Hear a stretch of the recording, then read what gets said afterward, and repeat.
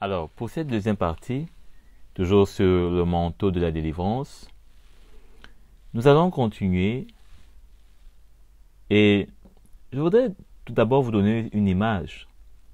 Je ne sais pas si vous avez déjà vu les combats dans le temps médiéval où celui qui portait une armure, avant de porter l'armure proprement dite au-dessus de lui, il portait un fin lin. Il portait un fin vêtement qui est appelé, notamment selon le type, le jacque, l'armure jacque. C'est-à-dire que c'était un vêtement pratiquement en métal, mais d'un métal fin, avec des fibres qui étaient fines. Et il y avait, n'est-ce pas, selon l'alliage, une résistance quand on portait ce vêtement, et facilement un couteau qui nous était donné à la hanche n'entrait pas et ne nous perforait pas le corps. Ce vêtement servait à être non seulement plus protégé, parce que l'armure, bien sûr, nous protégeait, mais disons que elle couvrait davantage la peau, dans l'intérieur de l'armure, celui qui portait, n'est-ce pas, c'est ce vêtement en plus. Et ça permettait d'ailleurs du reste de ne pas permettre que l'armure soit en contact directement avec la peau. Et vous pouvez, si vous faites quelques petites recherches, retrouver cela, voir à quoi ça ressemblait. Et ceci, il ne fallait vraiment pas en manquer. Parce que parfois les batailles étaient rudes et l'armure pouvait peut-être être enlevée et ce fin-là pouvait continuer à faire office, disons, d'une armure secondaire, moins lourde, peut-être moins défensive, mais quand même, ça permettait qu'on ne se retrouvait pas tout nu, si jamais on enlevait son armure. Et vous vous rappelez de ce qu'on a lu dans Apocalypse 16, verset 15, comment, notamment, il ne fallait pas se retrouver nu, de peur que notre honte ne soit vue. Notre honte parle de la nature du péché, qui si elle n'est pas dépouillée, eh bien on va se retrouver avec, n'est-ce pas, la honte des choses impures, des choses qui ne sont pas agréables à Dieu et qui vont amener le Seigneur à nous chasser dans les ténèbres, comme ce qu'on a vu dans Matthieu 22. Allons dans Ecclésiaste, le livre du sage Salomon, au verset, chapitre 9 tout d'abord, le verset 8. Il est écrit: qu'à tout moment tes vêtements soient blancs et que l'huile ne manque pas sur ta tête. Qu'à tout moment, oui, qu'à tout moment, oui, tout moment, une fois encore, que tes vêtements soient blancs, purs, et que l'huile ne manque pas sur ta tête. Donc, on a vu que les vêtements parlaient des œuvres justes, des saints, et que l'huile parle de la vie de l'esprit. Et tout cela va ensemble. Tout cela va de pair. Donc il ne faudrait pas qu'on puisse en manquer, bien-aimé. En manquer ne sera pas vraiment une bonne chose pour nous. La parabole des vierges folles et des vierges sages le dit le montre à suffisance. Il faut chercher, n'est-ce pas, au plus vite à aller acheter notre huile chez ceux qui en vendent, la bonne huile, le bon message de l'évangile, qui peuvent nous aider, qui nous transmettent un bon esprit, parce que eux aussi, ils ont dans leur vie une huile. Heureusement qu'ils ne nous vendent pas, mais ça parle de comment est-ce qu'il faut payer un prix, pour écouter, pour se disposer, pour se soumettre, pour considérer. Vous savez, l'apôtre Paul dit aux Thessaloniciens qu'ils n'ont pas pris la parole qui leur a été annoncée dans sa deuxième épître aux Thessaloniciens. Ils n'ont pas pris la parole qui leur a été annoncée comme une parole des hommes simplement. Mais ils ont accepté cette parole comme étant la parole de Dieu. Et elle a agi. Elle a agi. Allez lire. Elle a agi en eux.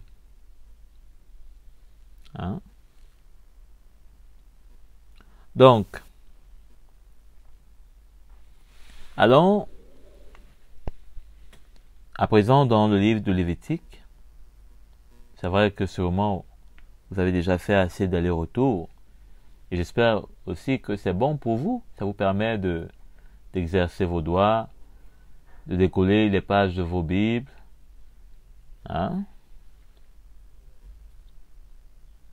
Et donc, tout ceci pour la gloire de Dieu. Donc, Lévitique 21, le verset 10.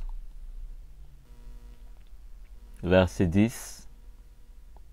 Le prêtre qui a la supériorité sur ses frères, eh bien, il doit, n'est-ce pas, porter les vêtements sacrés. Vous rappelez qu'on a lu ça. Vous rappelez qu'on a lu ça. Donc, regardez la vie qui s'ensuit. Il ne s'approchera d'aucun mort. Ça veut dire que la mort ne doit pas être en lui, ne doit pas être à côté de lui, mais la mort doit être loin. Qu'est-ce qui doit être en lui? C'est la vie, pas la mort. Il ne se rendra pas impur, ni pour son père, ni pour sa mère. C'est-à-dire qu'il n'ira pas faire, il n'ira pas regarder ou recueillir le crâne de son père, le crâne de sa mère, peut-être l'entreposer, peut-être faire de ce crâne, c'est pas moi, son autel. Tout cela nous parle des choses qui sont impures devant Dieu. Mais pour nous qui sommes dans la nouvelle alliance, encore bien plus, ça nous parle de comment est-ce que les œuvres de la chair, qui apportent la mort, sans le dépouillement, eh bien, peuvent pas donner la vie. Il faut fuir ces choses pour qu'on ait la vie de Christ. Allons dans Matthieu, ou avant même, finissons ce texte qui est très important. Il dit, il ne sortira pas du sanctuaire. C'est-à-dire qu'il ne va pas être coupé de la communion de Dieu. En aucun cas, nous ne devons être coupés de sa communion. En aucun cas, nous devons manquer de sa vie. En aucun cas. Il n'y a rien qui puisse nous justifier que, on dise, ok, aujourd'hui, on va manquer de sa communion. Non. Et ne profanera pas le sanctuaire de son Dieu, car l'huile d'onction de son Dieu est une couronne sur lui. Je suis l'Éternel. L'huile d'onction de son Dieu est une couronne sur lui. Donc, on voit ce chapitre très intéressant, bien sûr, qui nous montre à peu près comment les choses qui concernaient les prêtres dans l'Ancienne Alliance, avec notamment le sacerdoce lévitique et Aaron. Mais nous savons que Christ, pour nous, accomplit toutes ces choses. C'est pourquoi nous voyons, au travers de ces textes, l'instruction que le Seigneur nous donne à nous qui sommes parvenus dans ces derniers jours, qui avons son esprit, qui sommes dans la nouvelle alliance. Donc, Matthieu, à présent, Matthieu 27. Matthieu 27, verset 35. Matthieu 27, verset 35. Il a été crucifié. Nous sommes au verset 14. Il a été crucifié, ou plutôt verset 35. Ils le crucifièrent, puis ils se partagèrent ses vêtements en tirant au sort, afin que s'accomplisse ce que le prophète avait annoncé. Ils se sont partagés mes vêtements, et ils ont tiré au sort mon habit. Alors sûrement vous vous demandez, mais pourquoi est-ce qu'on en vient à ce verset? Allons dans Somme pour voir cette prophétie annoncée par l'homme selon le cœur de Dieu, à savoir David. 22, verset 17. Qui, oui, des chiens m'environnent. Une bande de scélérats rôde autour de moi. Ils ont percé mes mains et mes pieds. Je pourrais compter tous mes os. Eux, ils observent et me regardent. Ils se partagent mes vêtements. Ils tirent au sort mon habit. Mais toi, l'Éternel, ne t'éloigne pas. Toi qui es ma force, viens vite à mon secours. Protège mon âme contre l'épée, ma vie contre le pouvoir des chiens. Sauve-moi de la gueule du lion et des cornes du buffle. Donc, c'est vrai qu'ici, David est en train de parler et quelque part, d'une certaine façon, il est en train de prophétiser ce qui allait arriver au Seigneur. Et pendant qu'il parle de cela, d'ailleurs au verset 2, il parle comme Jésus. Mon Dieu, pourquoi m'as-tu abandonné? Pourquoi t'éloignes-tu sans me secourir, sans écouter mes plaintes? Donc, nous avons là, la preuve de ce qui est écrit dans Matthieu. Et ce qui s'est accompli pendant le ministère, notamment la mort de Jésus à la croix.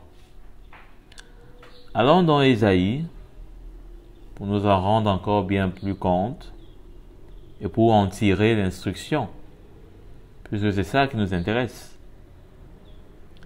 Ésaïe 59,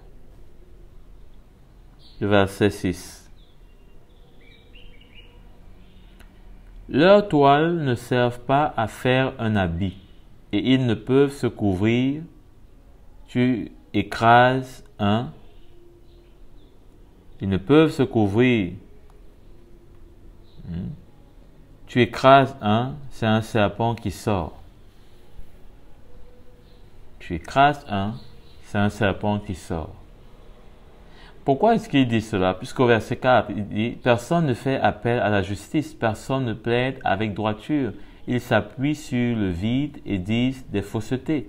Ils conçoivent le trouble et donnent naissance au crime. Donc, ça c'est la description de ce que le Seigneur dit sur Judas. Et comment est-ce qu'il parle des crimes de Judas et du jugement qu'il va donner. Donc, au verset 11, il dit, « Nous grognons tous comme des ours, nous gémissons sans cesse comme des colombes. Nous attendions un juste jugement, mais il n'est pas là. Le salut, mais il est loin de nous. » Donc, oui, verset 12, « Nos transgressions sont nombreuses devant toi et nos péchés témoignent contre nous. Nos transgressions font corps avec nous et nous connaissons nos fautes. Nous avons eu un comportement coupable envers l'Éternel, nous l'avons trahi, nous nous sommes détournés de notre Dieu, nous avons parlé exploitation et révolte, nous avons conçu et médité dans le cœur des paroles mensongères, si bien que le droit s'est retiré et la justice se tient éloignée. Lorsque la vérité trébuche sur la place publique, la droiture ne peut approcher. La vérité est devenue rare et celui qui s'écarte du mal est victime de pillage. L'Éternel voit avec indignation qu'il n'y a plus de droiture. Il constate qu'il n'y a personne. Il est consterné en voyant qu'il n'y a personne pour intercéder. Alors son bras lui assure le salut et la justice lui sert de soutien. Il enfile la justice comme une cuirasse et met sur sa tête le casque du salut. Il prend la vengeance pour vêtement et s'enveloppe du zèle comme d'un manteau. Il s'enveloppe du zèle comme un manteau. Là, je crois que vous voyez un peu, quoi. Ce manteau dont on parle depuis. Il payera à chacun le salaire qu'il mérite, la colère à ses adversaires, le salaire qu'il mérite à ses ennemis. Il payera aussi aux îles le salaire qu'elles méritent. On craindra le nom de l'Éternel à l'ouest et sa gloire à l'est. Donc, nous avons là, vous savez, Isaïe, a prophétisé tellement de choses. Et nous voyons aussi une description de ce que Dieu va faire alors que la justice et la droiture ont disparu, ne sont plus. Comment le Seigneur va se lever pour remettre les choses selon, n'est-ce pas, sa volonté. Puisque son trône est établi sur la justice et son sceptre est un sceptre d'équité. Donc, il ne pourrait avoir un royaume, il ne pourrait avoir une création où la justice et l'équité ne sont pas. Et cela est pour nous montrer comment est-ce que nous devons faire attention parce que ce manteau de la délivrance, si nous ne le portons pas avec les bonnes œuvres et la justice et les sentiments qui sont en Christ, eh bien, nous courons le risque de nous retrouver en face d'un Dieu qui vient avec sur sa tête le casque du salut. Toutefois, ce casque du salut ne sera pas pour nous donner le salut, à nous qui n'aurons pas ce manteau de la délivrance. Il sera pour donner le salut à ceux qui l'ont.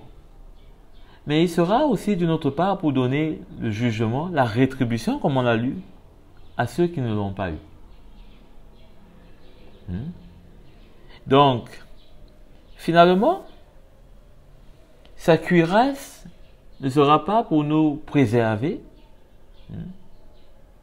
Mais sa cuirasse sera plutôt pour venir contre nous, nous frapper.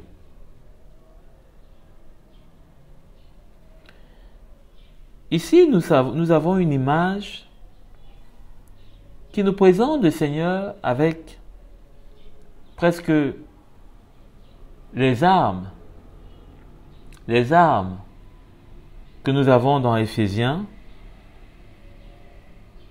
au chapitre 6, et nous voyons comment est-ce que le Seigneur va les enfiler, comme on a lu, un zèle comme d'un manteau.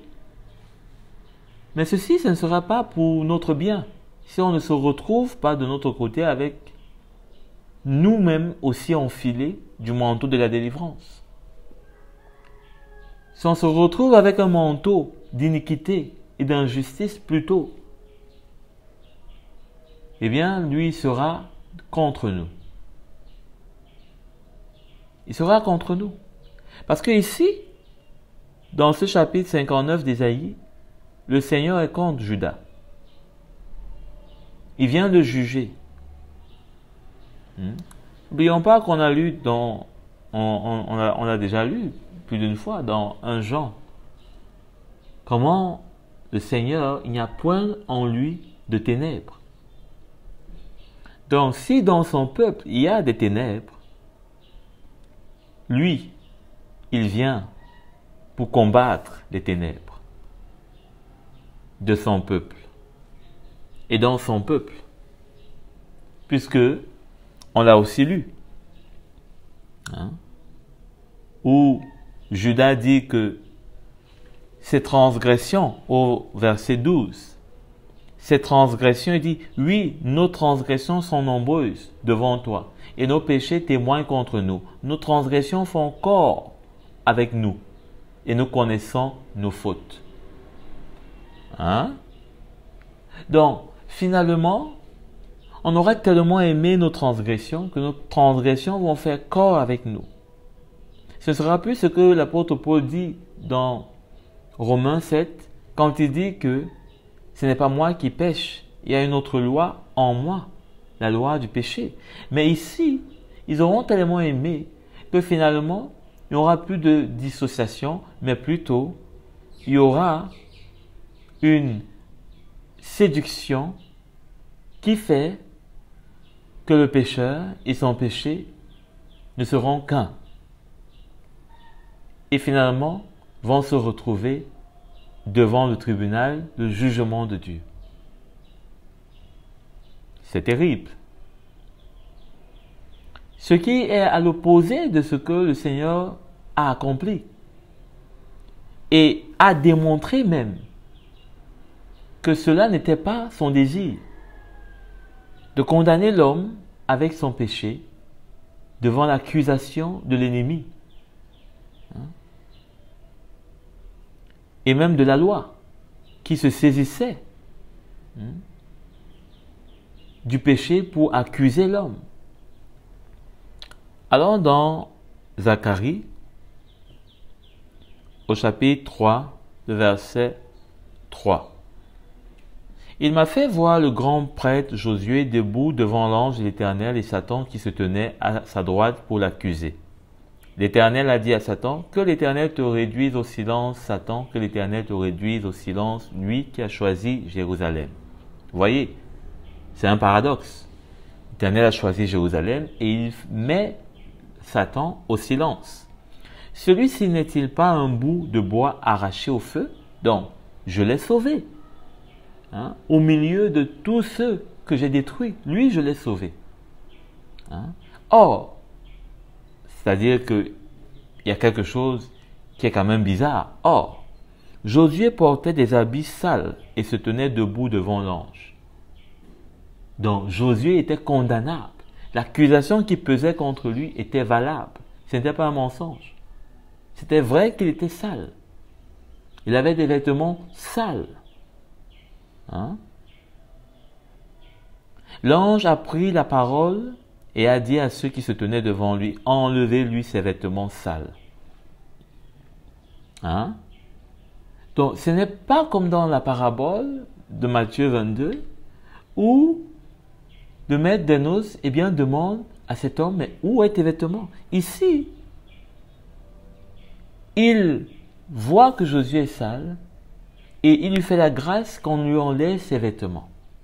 Or, cet homme qui est dans cette parabole de Matthieu 27, on dirait comme quoi lui, il est au courant que non seulement il avait été sale, mais le maître l'a appelé à être propre et à revêtir le vêtement de noces. Sauf qu'il ne l'a pas revêtu.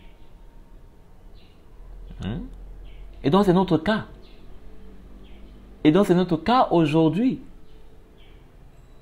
où nous sommes au courant, parce que la parole de Dieu nous est annoncée.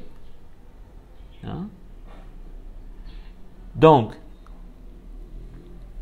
l'ange a pris la parole et a dit à ceux qui se tenaient devant lui, donc à ceux qui sont, n'est-ce pas, devant lui pour l'instruire, comme aujourd'hui, nous en avons des bergers qui sont devant nous pour nous aider, pour nous instruire, comme Paul l'a tantôt dit.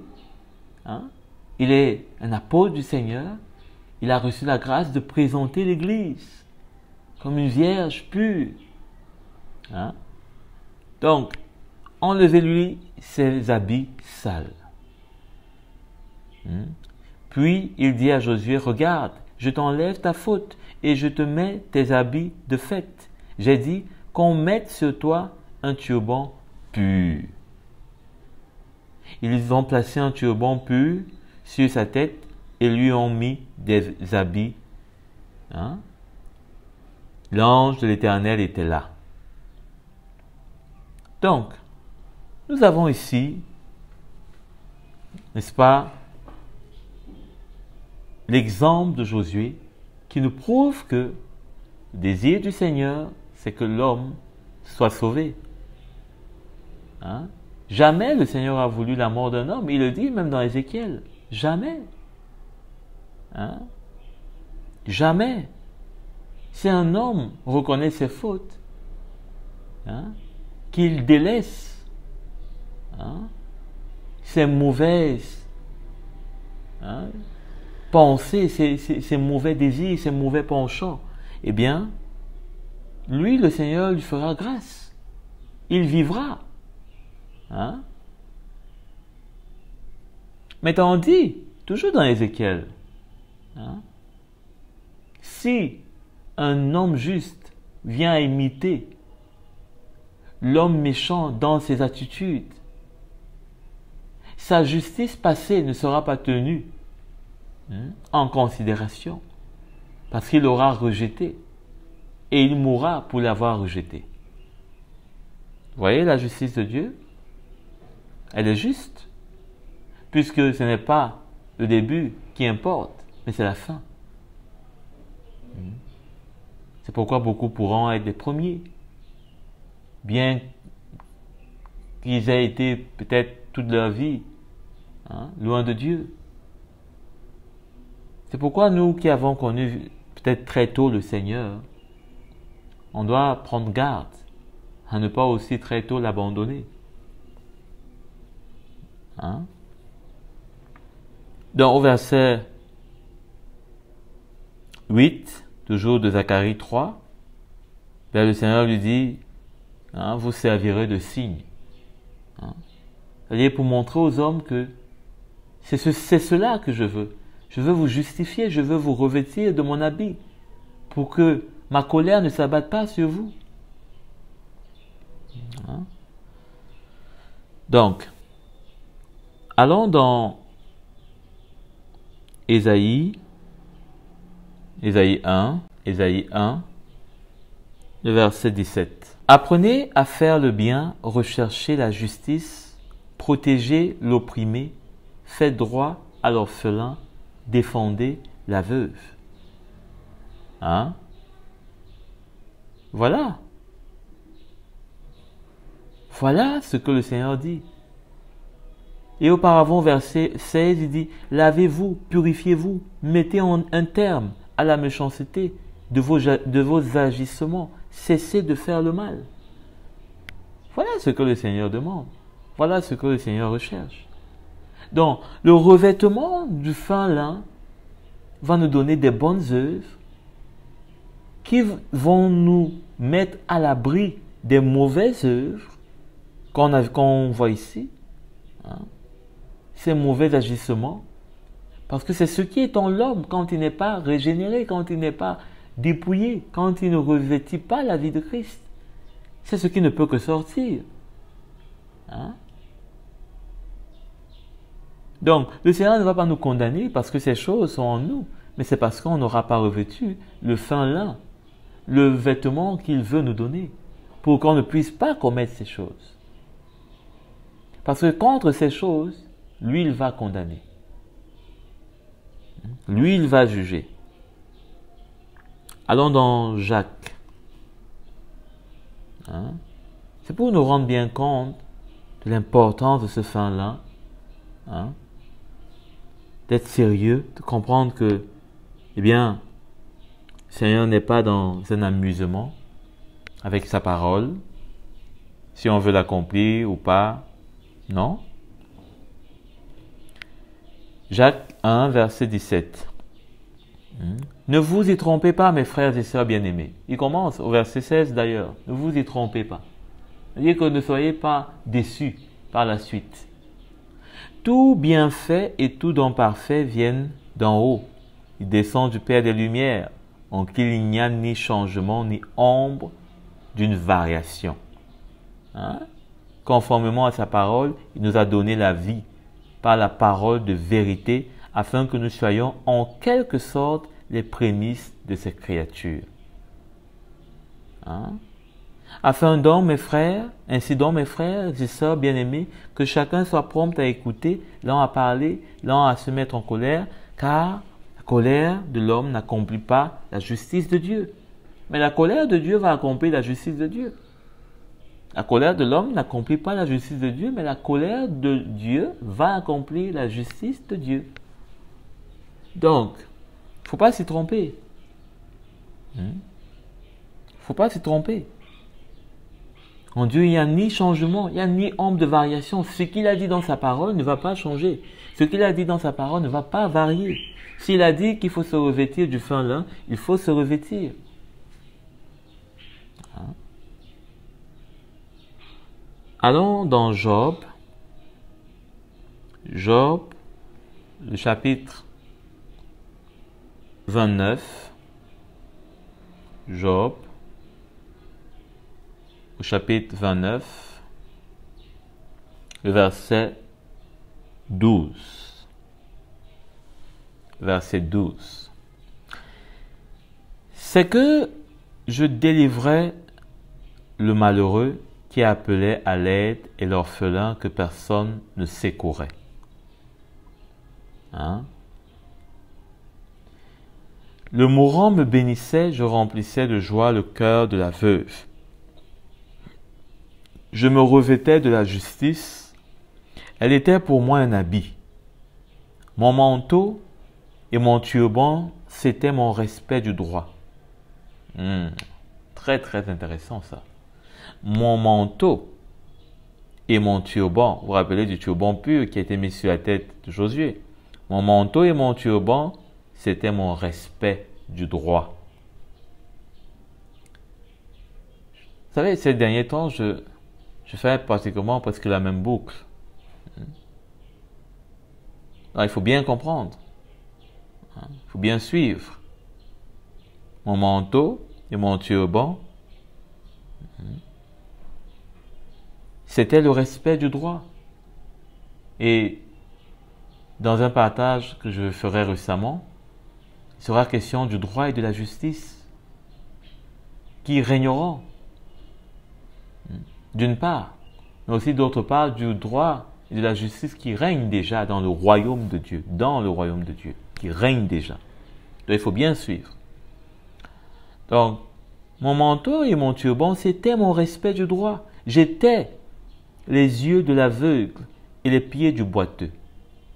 J'étais un père pour les pauvres, j'examinais la cause d'un inconnu. je brisais les mâchoires de l'homme injuste et j'arrachais la proie de ses dents. Hein? Vous voyez ça? Vous voyez ça? Je me disais alors, je mourrais dans mon foyer, j'aurais des jours aussi abondants que le sable. L'eau pourra pénétrer dans mes racines, la rosée passera la nuit sur mes branches. Ça, c'est la description d'un calme, d'une paix, d'une sérénité. Il n'y a pas de trouble. Hein? Dans celui qui agit, qui respecte le droit, selon Dieu, qui fait droit, qui marche dans la droiture. C'est ça qu'on a lu auparavant. Ma gloire sera sans cesse nouvelle et mon arc reprendra des forces dans ma main. Donc, on m'écoutait, pleine d'attente, on gardait le silence pour entendre mes conseils. Après mes discours, personne ne répliquait et mes propos étaient aussi bienfaisants que la rosée pour eux. Ils comptaient sur moi comme sur la pluie, ils buvaient mes paroles comme les dernières pluies. Donc, on voit là une description d'un homme qui est revêtu de ce manteau de délivrance, de ce vêtement de noces, et comme un soleil dans les ténèbres. Au verset 25, il dit, à la fin, il dit, je restais là comme un roi au milieu de sa troupe, comme un consolateur auprès des personnes endeuillées. Vous voyez, ça c'est une grâce que Dieu, je crois, fera dans ces derniers temps, où on aura des hommes, des femmes, des personnes tellement imbibées de l'huile de la vie de Christ que leur présence sera comme... Vous voyez, quand Christ était au milieu de ses disciples, ils ne craignaient pas. Ils étaient en paix. Ils étaient en paix. C'est pourquoi Jésus est surpris de les voir s'agiter pendant que la tempête se lève. Et le Seigneur nous fera grâce, je pense, d'avoir des personnes qui, au milieu de nous, dans son Église, tellement leur vie sera imbibée de l'onction de Dieu, qu'il y aura une paix à être avec eux. C'était des choses que ces hommes prophétisaient déjà, annonçaient. Et tout ceci parce que il dit, mon manteau et mon turban, c'était mon respect du droit. Si vous avez bien compris ce qu'on dit depuis à propos de ce manteau, depuis la première partie, vous comprenez aisément. Jeter les yeux de l'aveugle. Ça parle de la justice. On a parlé des œuvres bonnes. De prendre soin, d'avoir une attention. De ne pas abandonner les uns et les autres à leur sort. Bien sûr, ceux qui résistent, qui s'obstinent, qui s'endurcissent, qui sont rebelles à Dieu, qui veulent marcher et demeurer dans le mal, on ne peut pas avoir de part avec eux. Et pour ceux qui sont contrits, qui sont humiliés, on peut que les encourager, en prenant part avec eux dans leurs difficultés. L'œil qui me voyait me rendait un témoignage favorable. Verset 11. L'oreille qui m'entendait me disait heureux. Tout ceci à cause du manteau. Du manteau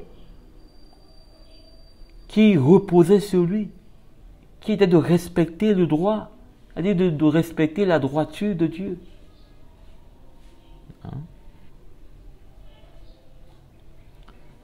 Allons dans Zacharie, encore une fois. Zacharie, le chapitre 7. le verset 9.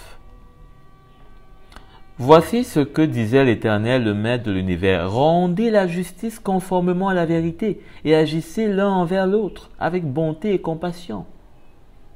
N'opprimez pas la veuve et l'orphelin, l'étranger et le pauvre, et ne méditez pas l'un contre l'autre le mal dans votre cœur.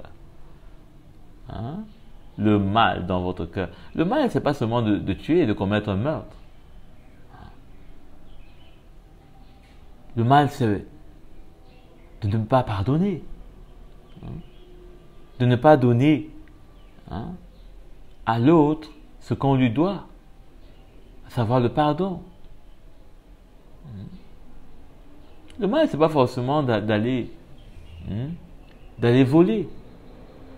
C'est surtout de refuser de donner un bien qu'on peut donner. Vous savez que la Nouvelle Alliance a une lecture un peu plus longue de ce qui est contenu et plus profond de ce qui est contenu dans l'Ancienne Alliance. Donc, voilà, c'est pratiquement la même chose qu'on a vu dans Job. Eh bien, on ne va pas s'arrêter là quand même. Il y a tellement de passages qui se retrouvent, on dirait qu'ils ont été écrits par les mêmes auteurs.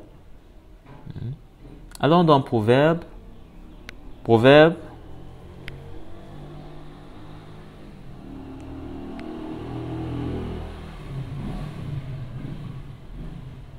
Chapitre 28, verset 27. Celui qui donne aux pauvres ne connaît pas la misère, mais ceux qui fuient son regard sont chargés de malédiction. Sont chargés de malédiction. Voilà comment est-ce que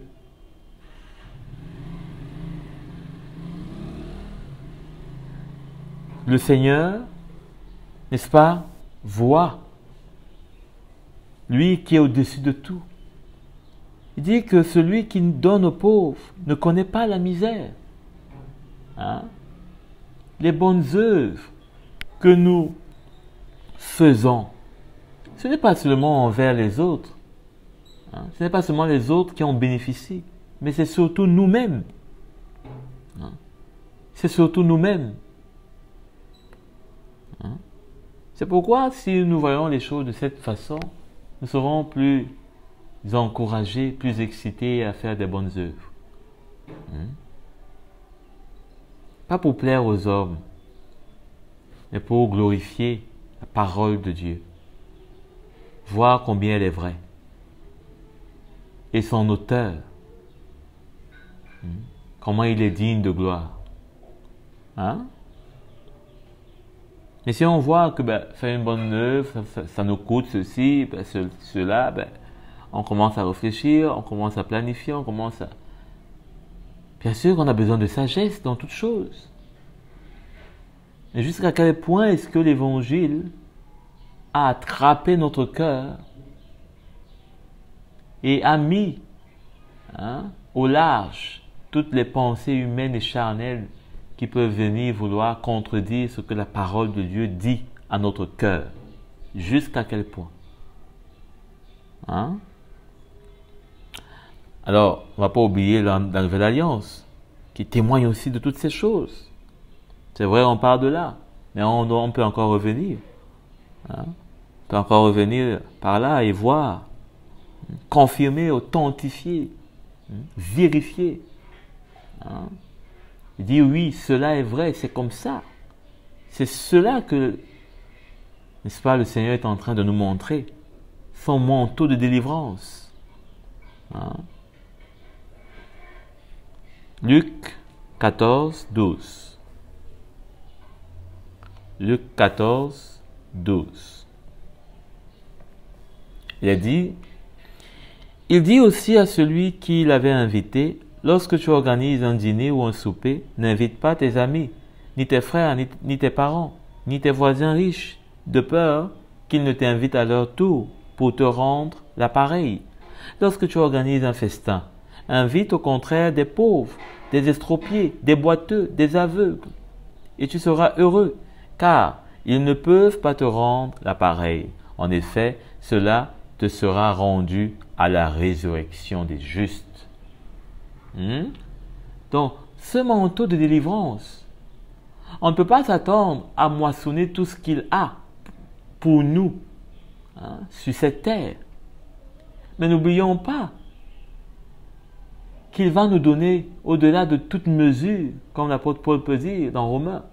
Les souffrances du temps présent produisent en nous au-delà de toute mesure un poids éternel de gloire. Donc, il va nous donner un poids éternel de gloire. Un poids. C'est-à-dire que c'est comme si ce qui nous semble lourd aujourd'hui, difficile, le sera moins face à ce qui nous sera donné dans l'éternité, qui va peser encore bien plus. Bien plus. C'est encourageant, non? C'est pas Acte 20. Acte 20, verset 35. Oui. Acte 20, verset 35, qui nous dira le contraire. Au contraire, dans Acte 20, nous verrons confirmation avec des actes concrets. Vous savez, c'est le livre des actes. Donc là, on voit concrètement, verset 35, il dit,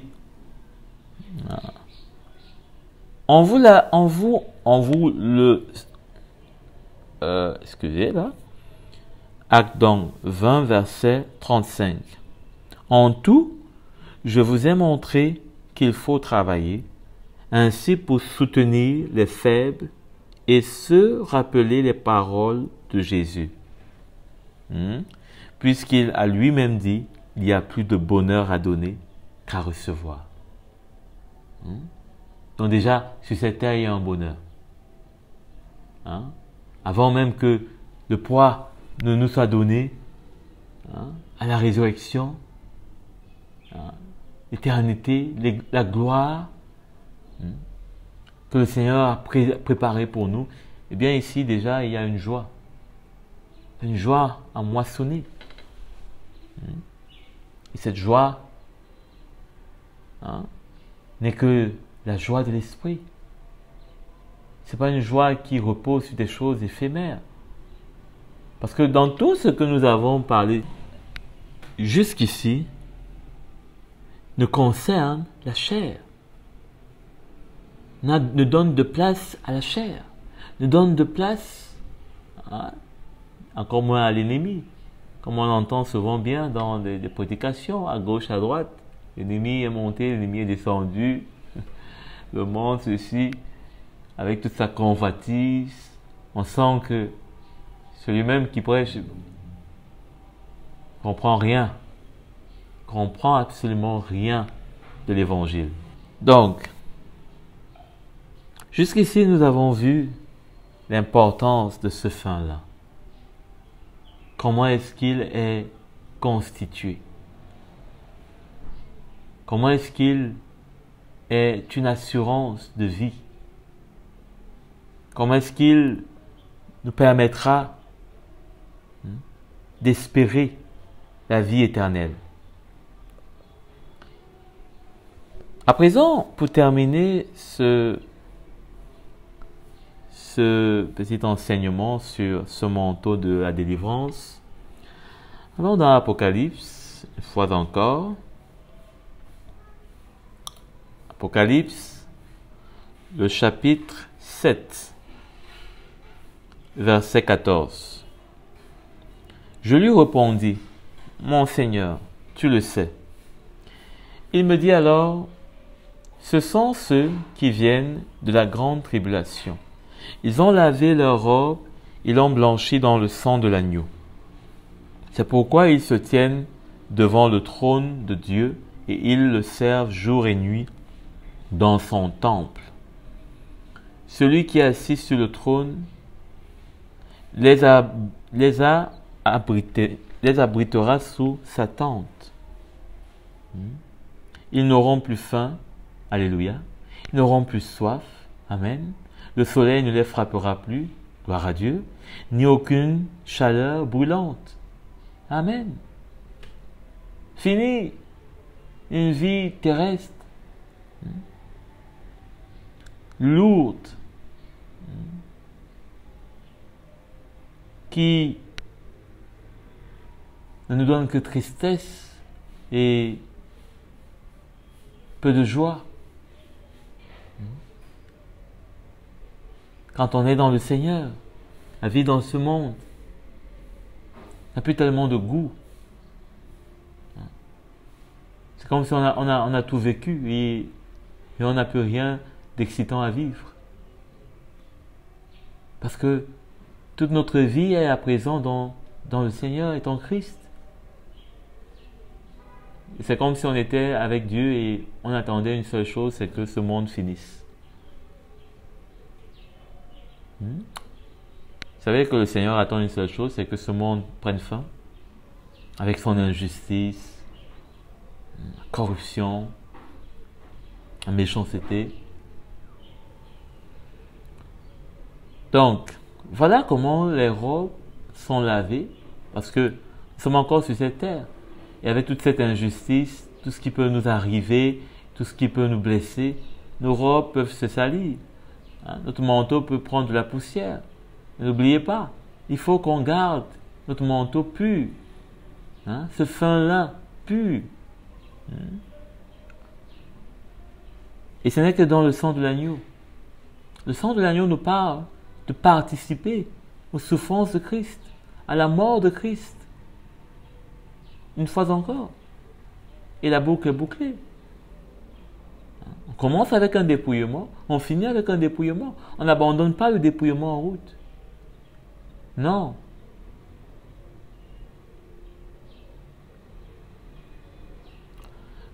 Alors, dans 2 Pierre,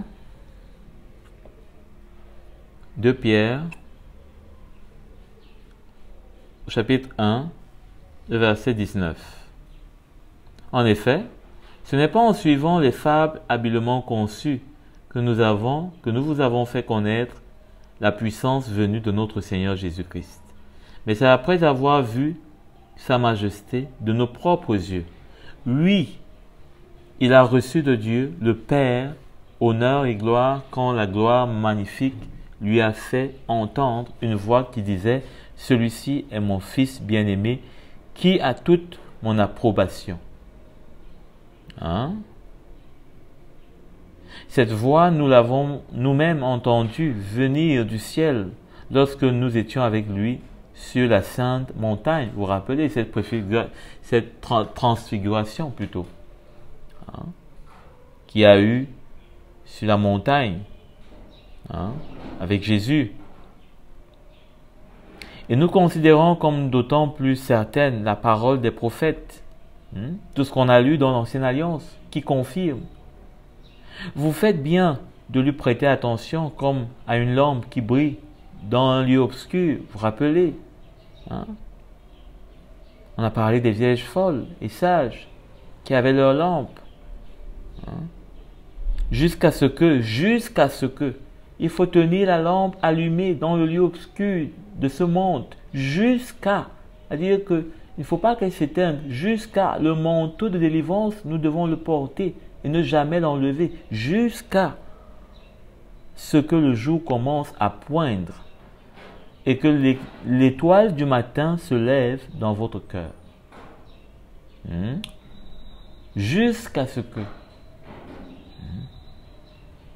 le jour commence à poindre. La lumière que l'on a dans les lampes doivent nous entraîner dans le jour. Elles ne doivent pas s'éteindre dans la nuit. Elles doivent nous entraîner jusqu'au jour. C'est comme une lumière qui reste allumée jusqu'au jour. Elle ne doit pas s'éteindre. Jusqu'à ce que pointe à l'horizon l'étoile du matin qui se lève dans votre cœur. L'étoile se lève où? Dans notre cœur. Ce n'est pas dans le ciel où ça va se lever, non. On va voir une grosse étoile, comme vous vous rappelez, quand Jésus devait naître, l'étoile est apparue. Ça, c'était juste pour préfigurer. Et c'était quelque chose qui était simplement et purement de l'ordre de la convenance de Dieu, mais qui était fait pour des hommes charnels. Mais pour nous qui sommes aujourd'hui des hommes spirituels, devons comprendre et voir dans l'esprit. Donc, l'étoile du matin va se lever dans notre cœur, pas dans le ciel, dans notre cœur. Alors, retenez bien l'étoile du matin. Sachez avant tout qu'aucune prophétie de l'Écriture n'est une affaire d'interprétation personnelle. C'est pourquoi on fait toutes ces lectures pour bien vérifier que ce n'est pas une interprétation peut-être de ma part ou de vous. Car ce n'est jamais par une volonté d'homme qu'une prophétie a été apportée, mais c'est poussé par l'Esprit que des hommes ont parlé de la part de Dieu. Et on l'a vu, comment est-ce qu'ils se complètent, l'un ajoute à l'autre, au fur et à mesure de tous ces textes. Donc, on retient bien l'étoile du matin. Allons dans Job. Une fois encore, Job, chapitre 38. Nous sommes déjà presque à la fin. 38, verset 7. Il est écrit. Commençons d'ailleurs au verset 4. Où es-tu quand j'ai fondé la terre? Déclare-le, puisque tu es si intelligent. Qui a fixé ses dimensions? Tu le sais, n'est-ce pas? Ou qui a déplié le ruban à mesurer sur elle? Sur quoi ces bases reposent-elles? Ou qui en a posé la pierre angulaire? Alors que les étoiles du matin éclatent ensemble en chant d'allégresse et que tous les fils de Dieu poussent des cris de joie. Finalement, tous ces hommes étaient des prophètes. Parce que, alors que les étoiles du matin, donc maintenant ce n'est plus simplement l'étoile du matin qui va se lever de nos cœurs, mais c'est les étoiles du matin qui éclatent ensemble en chant d'allégresse, comme une délivrance, et que tous les fils de Dieu poussent des cris de joie, de réjouissance. Donc, il faut bien comprendre.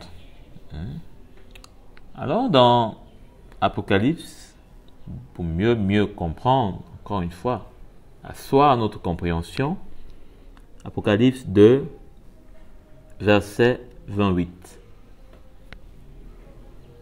C'est écrit. Au vainqueur, commençons au verset 26, au vainqueur, à celui qui accomplit mes œuvres, le fin lin, vous vous rappelez, mes œuvres jusqu'à la fin, donc qui garde aussi la lumière jusqu'à la fin, je donnerai autorité sur les nations. Bien, ce sont les promesses que les chrétiens aiment, n'est-ce pas? Dominer. Et pour dominer, il faut d'abord lire le verset d'avant, qui accomplit mes œuvres. Il faut d'abord bien lire ça, avant de chercher à dominer. Ces soi-disant prophètes des nations. On ne connaît pas bien les œuvres, les œuvres du fin lin. Ça, on ignore. Donc, je donnerai autorité sur les nations. Il les dirigera avec un sceptre. Il les dirigera avec un sceptre de fer, comme on brise les vases d'argile. Ainsi que moi-même, j'en ai reçu le pouvoir de mon Père. Donc, Jésus parle de ce à qui va donner. C'est une promesse. Domination sur les nations. Comme lui-même il a reçu toute domination. Et il dit que pour cela, il faut accomplir ses œuvres. Il faut passer par sa mort. Ce sont ses œuvres, sa résurrection. Ce sont ses œuvres, sa vie de justice. Ce sont ses œuvres. Donc, il dit au verset 28, « Et je lui donnerai l'étoile du matin. » Que celui qui a des oreilles écoute ce que l'Esprit dit aux églises. Je lui donnerai l'étoile du matin. L'étoile du matin n'est pas une chose mystique. C'est vrai que dans des confréries philosophiques et autres, On aime bien ces choses. Mais l'étoile du matin parle de la délivrance, simplement. La délivrance que le Seigneur apporte au juste. Il lui donne une étoile du matin, c'est-à-dire, comme au matin, les étoiles, les étoiles vont se lever. Les étoiles parlant des justes, ils vont pousser des cris de joie. C'est comme si c'était le soleil qui avait apparu. Donc, ça parle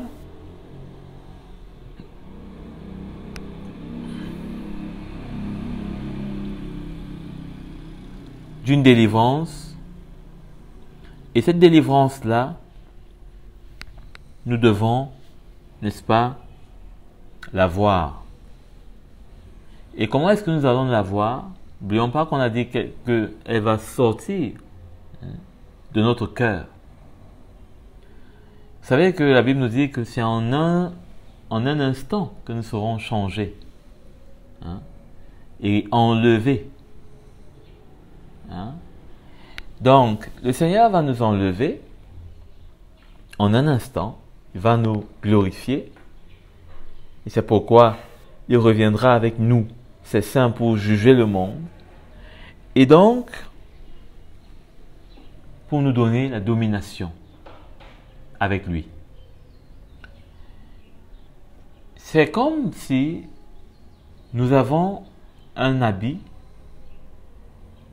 qui est prêt, n'est-ce pas, à toute heure, à tout moment, en tout lieu. Et par-dessus cet habit, nous avons un autre vêtement qui ne ressemble à rien. On ne dirait même pas un habit qui pourrait entrer dans un palais. Et pourtant, nous l'avons. Donc, en un instant, nous allons revêtir le vêtement glorieux et nous serons avec le Seigneur.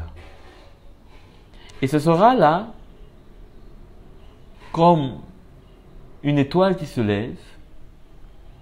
En un instant, on va voir, comme en une minute, nous voyons, c'est pas moi, disons, de 5h59 à 6h, ou alors de 6h59 à 7h, nous voyons le soleil déjà pointé. Ça dépend d'où on se trouve. Donc, en une minute, une chose peut changer. La nuit peut laisser place au jour. Et c'est de la délivrance, oui, comme cet oiseau dit. C'est de la délivrance. Oui. La vie reprend. Tout était arrêté, mais la vie reprend. Donc, c'est l'étoile du matin. C'est pourquoi il y a des joies. Les hommes se lèvent, ils vont à leurs occupations, tout grouille. Donc, il y a de la joie. Parce que pendant la nuit, Jésus a dit on ne peut rien faire. À part laver sa robe. Se préparer pour le jour. Faire les œuvres. Jésus disait d'ailleurs que tant qu'il est jour, il doit faire les œuvres de son Père. Donc, faisons aussi les œuvres de notre Père. Afin que cette étoile du matin se lève de notre cœur. Il ne faudrait pas qu'au moment venu, on se retrouve que les étoiles des autres se sont levées. C'est comme si les autres ont vécu dans un autre monde. Et pour eux, le jour s'est levé et pour nous, pas du tout. C'est un peu ça que dans ce monde on vit, non? Dans certains pays, à une heure donnée, il n'y a pas encore de jour, tandis que dans un autre, il y a déjà un jour. Donc, nous aussi, nous n'avons pas la même expérience.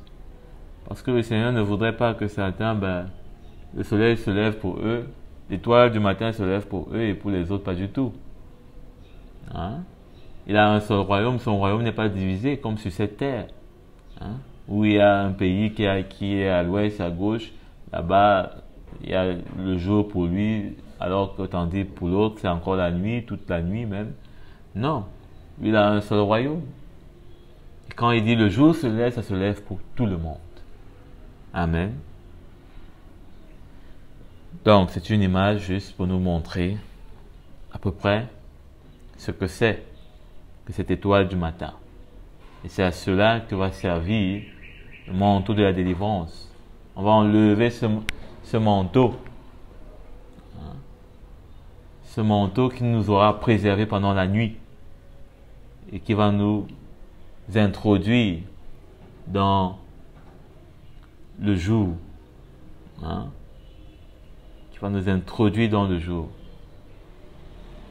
Et va donner place.